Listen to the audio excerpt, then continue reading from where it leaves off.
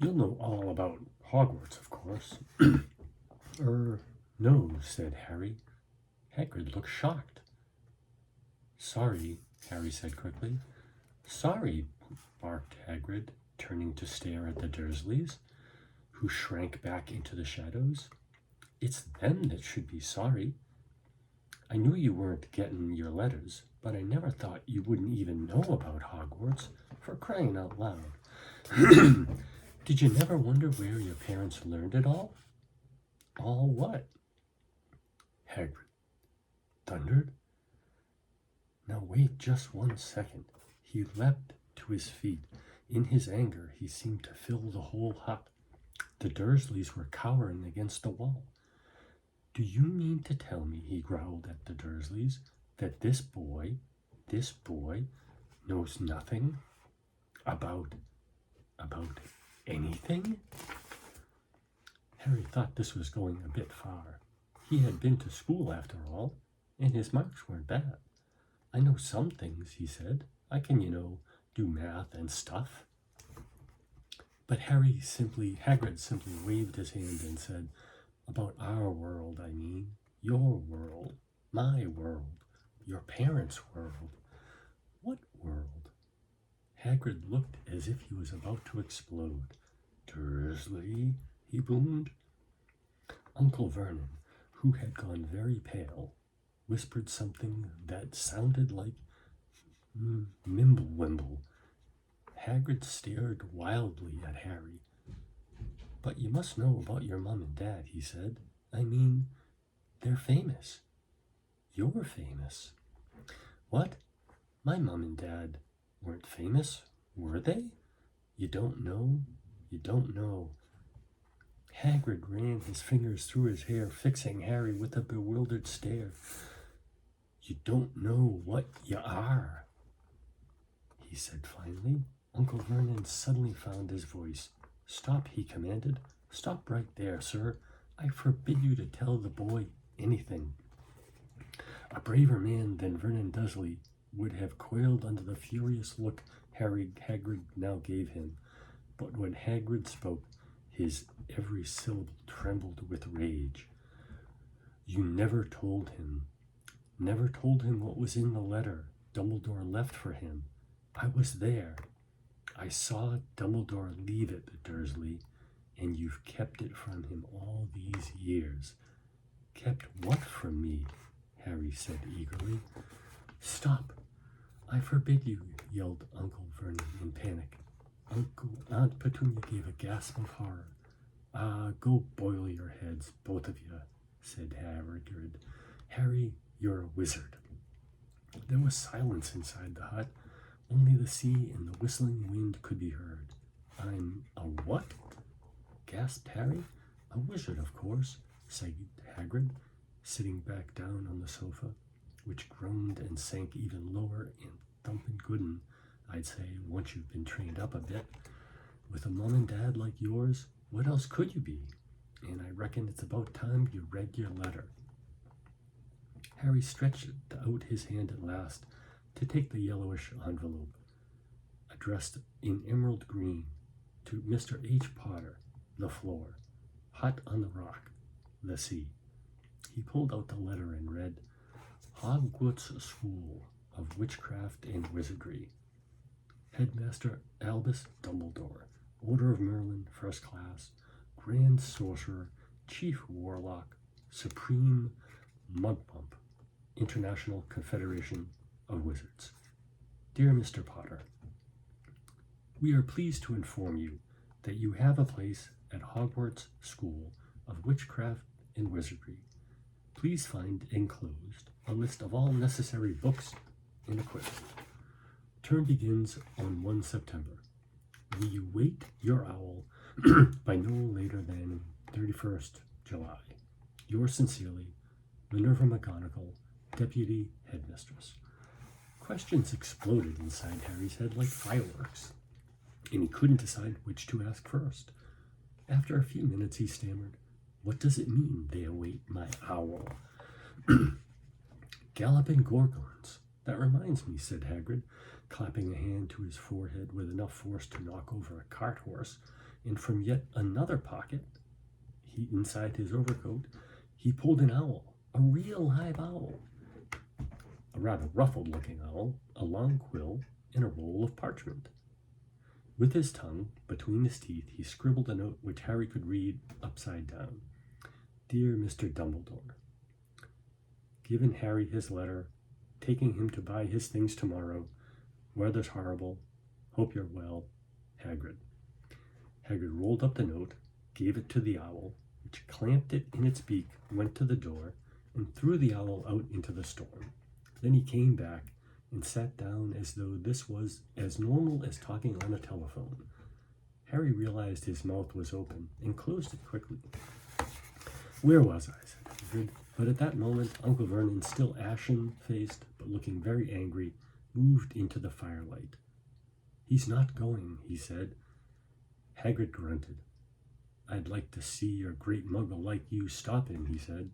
A what? A muggle, said Hagrid. It's what we call non-magic folk, like them. And it's your bad luck you grew up in a family of the biggest muggles I have ever laid eyes on. We swore when we took him in we'd put a stop to that rubbish, said Uncle Vernon. Swore we'd stamp it out of him. Wizard, indeed. You knew? Said Harry. You knew I'm a wizard? Knew? Shrieked Aunt Petunia suddenly. Knew? Of course we knew. How could you not be, my dratted sister, being what she was? Oh, she got a letter just like that and disappeared off to that school, and came home every holiday with her pockets full of frog spawn, turning teacups into rats. I was the only one who saw her for what she was, a freak. But for my mother and father, oh no, it was Lily this and Lily that. They were proud of having a witch in the family. She stopped to draw a deep breath and then went ranting on. It seemed as she had been wanting to say this for years. Then she met that Potter at school, and they left, and got married, and had you. And of course I knew you'd be just the same, just as strange and as abnormal. And then, if you please, she went and got herself blown up, and we got landed with you. Harry had gone very white. As soon as he found his voice, he said, Blown up? You told me they died in a car crash. Car crash, roared Hagrid, jumping up so angrily that the Dursleys scuttled back to their corner. How could a car crash kill Lily and James Potter? It's an outrage, a scandal. Harry Potter not knowing his own story when every kid in our world knows his name. But why? What happened? Harry asked urgently. The anger faded from Hagrid's face. He looked suddenly angry. I never expected this, he said in a low, worried voice. I had no idea when Dumbledore told me there might be trouble getting hold of you, how much you didn't know.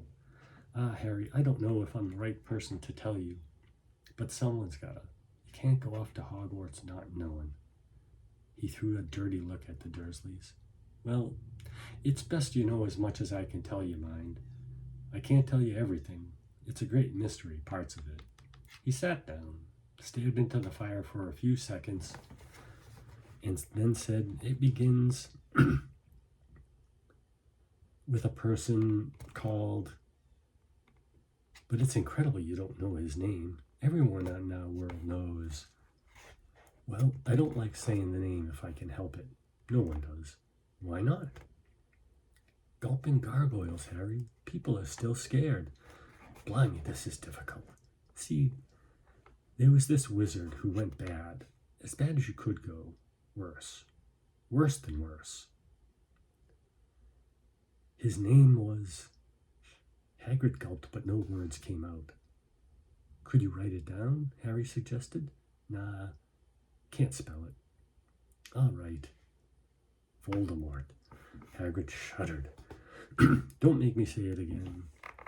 Anyway, this wizard, about 20 years ago now, started looking for followers. Got 'em too. Some were afraid. Some just wanted a bit of his power. Because he was getting himself power all right. Dark days, Harry. didn't know who to trust, didn't dare get friendly with strange wizards or witches. Terrible things happened. He was taken over. Of course, some stood up to him, and he killed them, horribly. Only one of the only safe places left was Hogwarts. Reckon Dumbledore's the only one you-know-who was afraid of. Didn't dare try taking the school. Not just then, anyway. Now, your mom and dad were as good a witch and wizard as I ever knew. Head boy and girl at Hogwarts in their day. Suppose the mystery is why you-know-who never tried to get him on his side before. Probably knew they were too close to Dumbledore. Didn't want anything to have to do with the dark side. Maybe he thought he could persuade them. Maybe he just wanted them out of the way. All anyone knows is he turned up in the village where you was all living on Halloween 10 years ago. You was just a year old. He came to your house and Hagrid suddenly pulled out a very dirty spotted handkerchief and blew his nose with a sound like a foghorn. Sorry, he said, but it's that sad.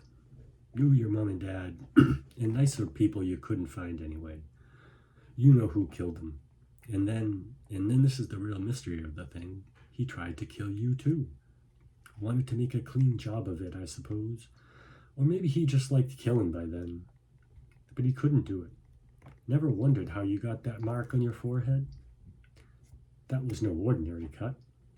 That's what you get when a powerful evil curse touches you. Took care of your mom and dad and your house even, but it didn't work on you. And that's why you're famous, Harry. No one ever lived after he decided to kill them. No one except you. And he'd killed some of the best witches and wizards of the age. The McKinnons, the Bones, the Prevets, and you was only a baby, and you lived. Something very painful was going on in Harry's mind. As Hagrid's story came to a close, he saw again the blinding flash of green light, more clearly than he had ever remembered it before, and he remembered something else. For the first time in his life, a high, cold, cruel laugh. Hagrid was watching him sadly. Took you from the ruined house myself, on Dumbledore's orders. Brought you to this lot. Load of old tosh, said Uncle Vernon. Harry jumped. He had almost forgotten that the Dursleys were there. Uncle Vernon certainly seemed to have got back his courage. He was glaring at Hagrid, and his fists were clenched. Now you listen here, boy, he snarled. I accept there's something strange about you. Probably nothing a good beating wouldn't have cured. And as for all this about your parents, well, they were weirdos. No denying it. And the world's better off without them, in my opinion. Asked for all they got, getting mixed up with these wizarding types. Just what I expected. I always knew they'd come to a sticky end. But at that moment, Hagrid leapt up from the sofa and drew a battered pink umbrella from inside his coat, pointing this at Uncle Vernon like a sword. He said, I'm warning you, Dursley. I'm warning you. One more word. In danger of being speared on the end of an umbrella by a bearded giant, Uncle Vernon's courage failed again. He flattened himself against the wall and fell silent. That's better, said Hagrid, breathing heavily and sitting back down on the sofa, which this time sagged right down to the floor. Harry, meanwhile, still had questions to ask, hundreds of them. But what happened to you-know-who? Good question, Harry. Disappeared. Vanished. Same night he tried to kill you. Makes you even more famous. That's the biggest mystery. You see, he was getting more and more powerful. Why'd he go? Some say he died. Cod swamp, in my opinion. Dunno if he had enough human left in him to die. Some say he's still out there biding his time, but I don't believe it. People who were on his side back then came back to ours. Some of them came out of kind of trances. Don't reckon they could have done it if he was coming back. Most of us reckon he's still out there somewhere, but lost his powers. Too weak to carry on. 'Cause something about you finished him, Harry. There was something going on that night he hadn't counted on. I don't know what it was. No one does.